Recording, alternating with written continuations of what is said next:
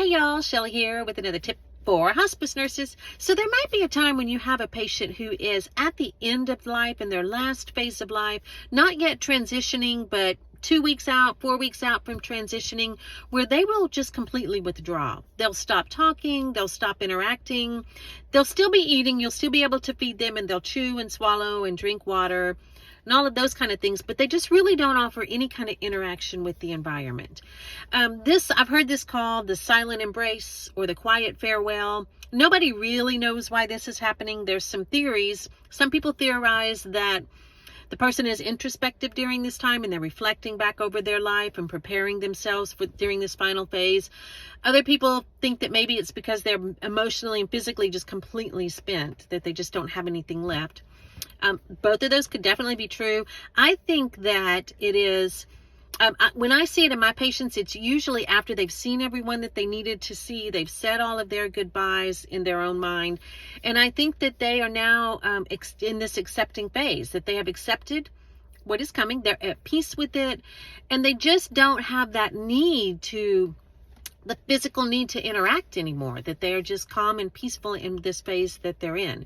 I do know that when I'm around these patients, the energy in the room is incredible. It's so peaceful and so calm, and they are definitely not in any kind of distress. They are definitely very, very happy and peaceful during this phase.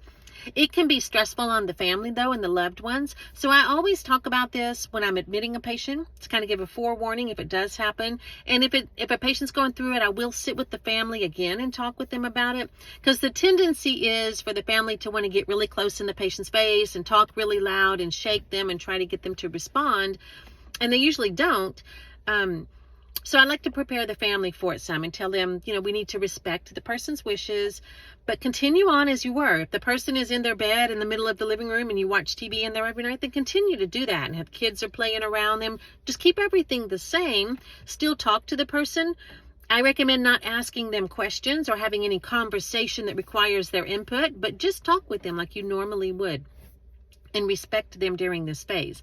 And as a hospice nurse, if you have the opportunity to be around one of these patients, I recommend sitting down with them for like 10 minutes and absorbing some of this incredible energy, because it's really, really amazing. It's like soul cleansing for you. And I know that sounds dramatic, but it really is. I think it's a gift that this person is giving to all of the people around them. So partake of that gift.